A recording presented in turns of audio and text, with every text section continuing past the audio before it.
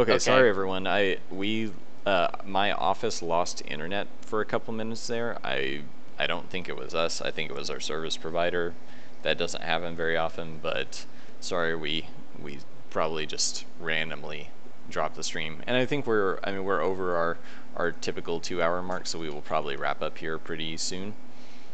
But I wanted to kind of finish up this last thing here. Well, while you do that, thank you all for coming.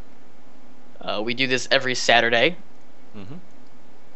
and we do this at 1 o'clock Central Standard Time, which is 2 o'clock Eastern Standard Time. Yes. Mhm. Um, which will then be 1 o'clock when daylight savings time happens. But you know, that's just how that kind of goes. You can follow us on Twitter, Delvers Drop and Pixelscopic. Both are good places to find information. I post all Kickstarter updates a day after they go up on Kickstarter on Reddit and the forums. So if you do not have Kickstarter backing issues, you can find all the information there because I try to be helpful in that regard. And we usually do a Kickstarter update either at the beginning of the month or the end of the month. Yeah, we try And for I end of the month, but it's usually a day or two late because of me. and I believe we'll be having one come out tonight or tomorrow. That's up to me. Yeah, hopefully. Hopefully a quick little elemental update. And I will be doing a 24-hour live stream. So if Oh yeah, if it does, why don't you talk a little more about that really quick? Because I oh, actually forgot what it's for. it's for doing a 24-hour live stream. But is it for a specific reason, or is it just to do it, or It's what are you guys because playing, etc.? because it's there. Um, the Everest quote. Playing Fallout New Vegas. I'm gonna do the DLC from the Shovel Knight that just came out, Oh, the cool. Plague Knight DLC. Mhm. Which will probably be 9 or 10 hours because I'm terrible at platforming. I think Mike and I have been talking about doing some Binding of Isaac races, and I'm sure I'll just do, Binding of Isaac as it stands because I really like that game. Um, I need to actually pick up some stuff, the DLC from New Vegas, just in case we run out of things to do in that game, which seems unlikely because the game is pretty big. Um, good chunk of time will be dedicated to New Vegas, for sure, though. Um, and I will be playing a Wizard's Lizard, which, if you guys really want to hear my opinions about that game, come to the 24-hour live stream because I don't have to hold back there. So why are you playing it? They released their post mortem of how their game went. Um, and I have a lot to say about that because I think they vastly overestimated themselves. Well, they aren't they making a sequel or something? Like it Yes, apparently it definitely made some money. it did not make enough money to make a sequel without Kickstarter. Oh, okay. So they're kickstarting a sequel. I'm not aware of this. They are kickstarting a sequel, yes, Okay. to it and addressing what they feel are problems with their game, and they are wrong. Because the problems are vastly underestimated by them. Is that more or less Uh, what you're saying? the things they see as problems are not problems, and the things they saw as them doing good are in fact the problems and why their game didn't do so well. Okay. In my estimation, I could be completely wrong, but I think I've got a pretty good critical eye when it comes to especially roguelikes since I've now played more than I ever thought I would ever play. So yeah. So actually, I'm curious, and this seems like I was just wondering, like, have you played any of the like old school like true roguelikes? Have you Like ever? NetHack and Atom, Yeah. yeah, I have. Okay. I see. I actually wasn't sure. Like I sort of tried a bit, and I really have not. So I'm just outing my lack of gamer cred there. I would like to. It's just like the learning curve is really steep, and just like playtime is also quite steep. Yeah, that's basically how I feel about old roguelikes. I think the shift that I really Spelunky and Isaac brought about. Um, Well, to PDLs, procedural death labyrinths. I hate that term. Yeah, I don't really like it either. It's too much of a mouthful. I Um, really dislike that term. but I mean that's like I guess you're saying the wave of roguelike likes, which is kind of where we tend to land as well. Yeah, I mean, yeah, I guess there are roguelikes, and then there's, I guess, the next echelon with things like Splunky and Yeah, Rebirth and and call them roguelike likes, or call them or PDLs, or they're usually action roguelikes, like action games with roguelike elements, however you want to word it. right. I know Matthew is big into um, procedural death labyrinth, but I really can't stand that term. I don't see a problem with calling them roguelikes. If they're inspired by Rogue, then they're a roguelike. Yeah, they're not like the traditional roguelikes. They've updated the graphics, and they've changed things so they're not completely arcane. But I think that's a shift in the correct direction. Uh, this goes back to what I was saying. Be awful or be amazing. Don't just be. And it goes into game design as well. It Being a muddled mess, and Lord Zira says roguelite, which I think is okay too. I think, I mean, all of these terms just go to kind of smoke and mirroring the overall aspect of what they are. I think being obtuse is not shorthand for being difficult. And I think a lot of what you would call a traditional roguelike would be. Hmm.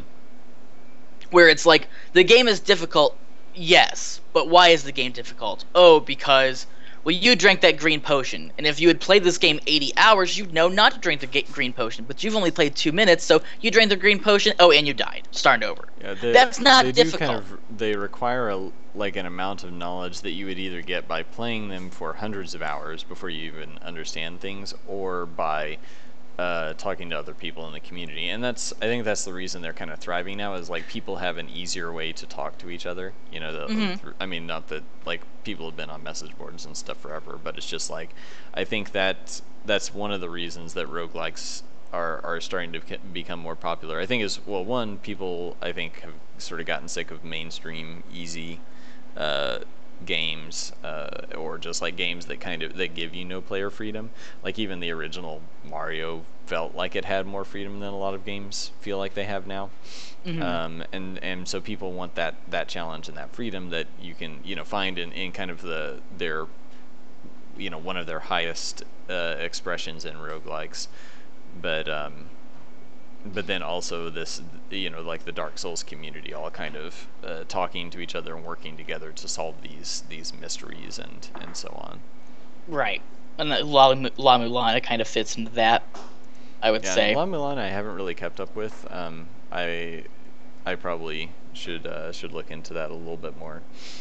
I think La Mulana is a game that you play in the dark by yourself Yeah. with a bucket of ice cream and a good couple bottles of gin. So you make it sound like I just broke up with my girlfriend just broke up with me game. Yeah, That's basically what you because just it's described. involved and deep, and if you're thinking about anything else, you're going to be having a bad time. Also, I don't think it's a very good stream game because no matter what you do, the chat's never going to be happy. They'll, the chat will always have something that they want you to do in a way that they want you to do it. Hmm. And if you don't do it exactly that way, you're screwing up and you're bad at the game.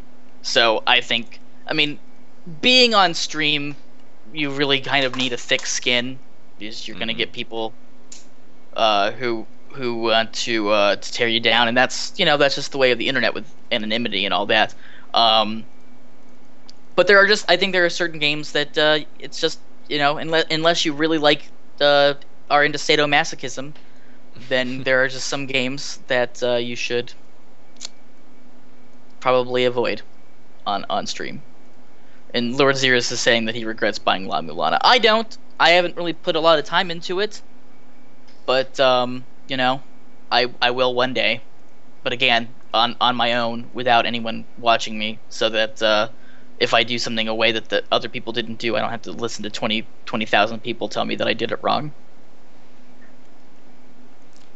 So what do you guys, what do you think about this for, like, what we're looking at here? Let me cut these out because they're now kind of their own little variant of the UI. So if we just look at these kind of by themselves, this one would be when you have one selected, you see the uses actually numbered out. The ammo icon is still as it was, just a slightly different shape. So this would be the unfinished version of an ammo refillable weapon that has 10 or less uses. So you have these little blips on the edge.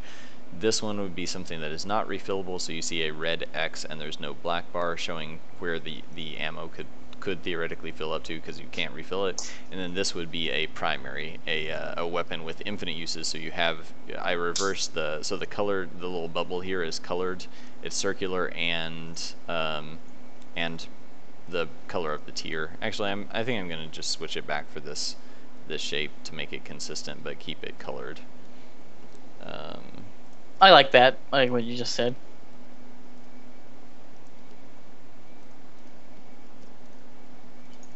I wish I could merge two highlights together on Twitch. I wish I could merge highlights together instead of having to upload these as two separate videos.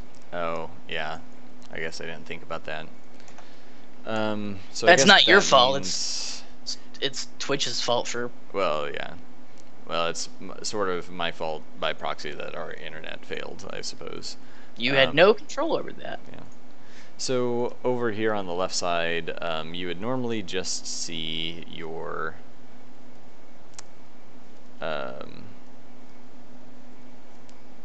this would be your weapon, your primary weapon, and your shield, which maybe I will just remove that that stroke from the shield.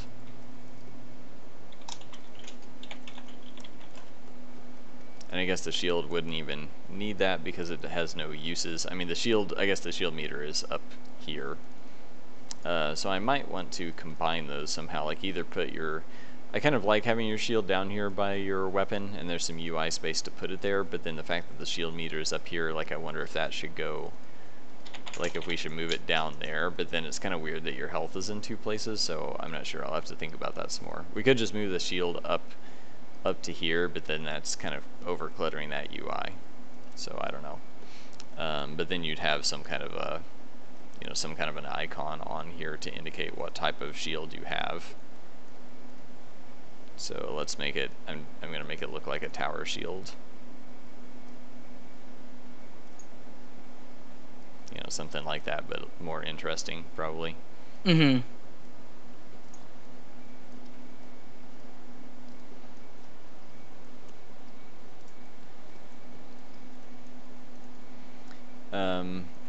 I kind of don't like that that your primary weapon is so bright, so high lit, but I can probably tone down the color of that outer meter or something to or I wonder if it could just be black. Like that looks kind of cool. It's kind of fancy looking, and nothing else would have that sort of look. It's either got a little slim black bar or it's got the little knob moving around to show your uses. So I think that's kind of sexy looking. Yeah, you just gotta let things catch up. Leave it to a graphic designer to say that the graphic design looks sexy, though. Yeah, that's true.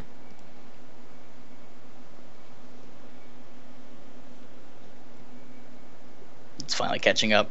That 30-second delay, man. Yeah, I like it. looks good.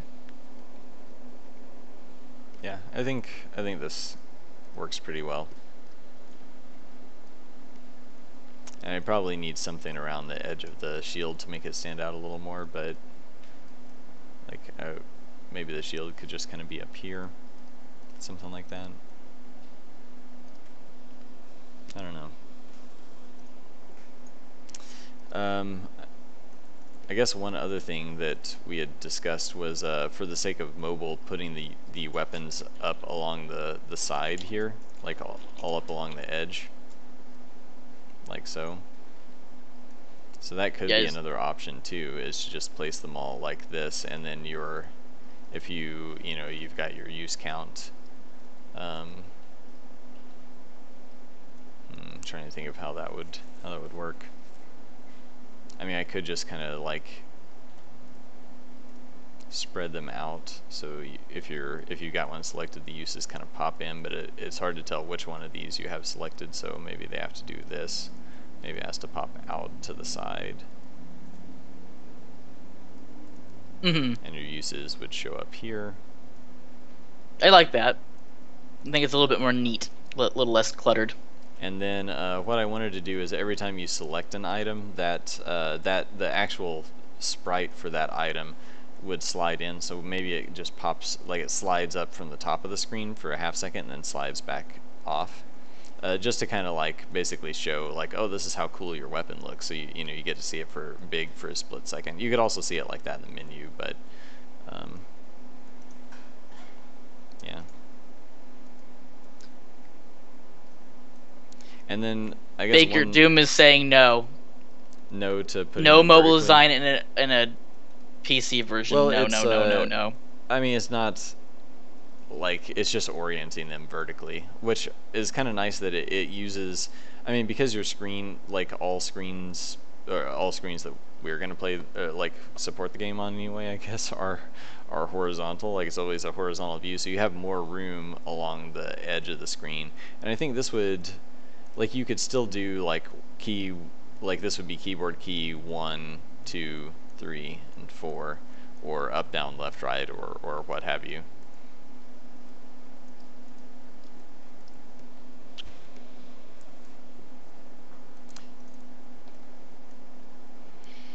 I mean, I like either way. I'm generally not the person to talk to about graphic design. I'm a minimalist when it comes to that sort of thing.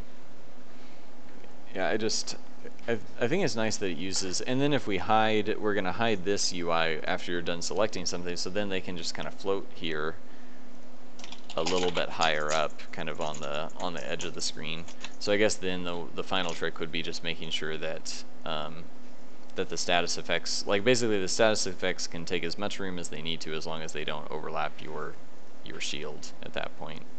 Doom is saying the vertical takes up more space, and I mean, I guess I can kind of see what he's talking about, because it makes it harder to see what's going on your peripherals instead of laying it on the bottom. I mean, it takes up equal space. Yeah. Technically speaking, it takes equal space in a different area that may not be conducive to good gameplay. I actually think laying it on the bottom would be better. I mean, well, okay, so here are some things to consider. And I mean, I'm gonna move some of this off, because most of the time, like, this is maximum UI, like everything's turned on, right? So most of the time you won't see nearly this much stuff. So let me just slide things off. So that'll be gone. Your level would probably only show up if you're actually getting experience. I guess I have that grouped weirdly.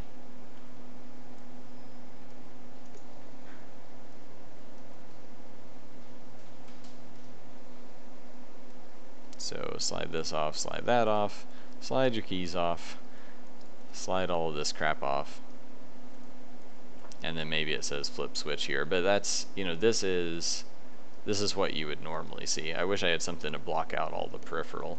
I can make something really quick here.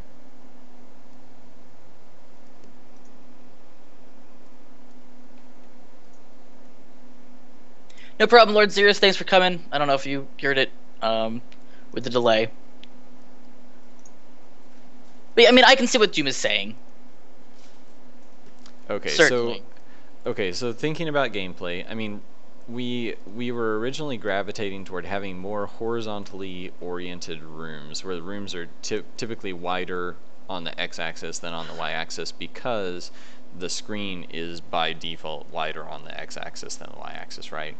So in that sense, I mean, if your room is like so, it makes sense that well, it's kind of like we could design rooms however we want. Like, and right now, since everything is randomized, you can, I mean, you can specify width and height, so we can still kind of force things to be wider than they are tall. But just by default, like if you're trying to find a door, I mean, you can more easily see a door to the left and right than to the top and bottom. And even like let's look at it this way. Even if we stick this UI on the side, which I'm gonna just think about a little more before I decide, but let me draw a square here. I mean, see, that's a perfect square.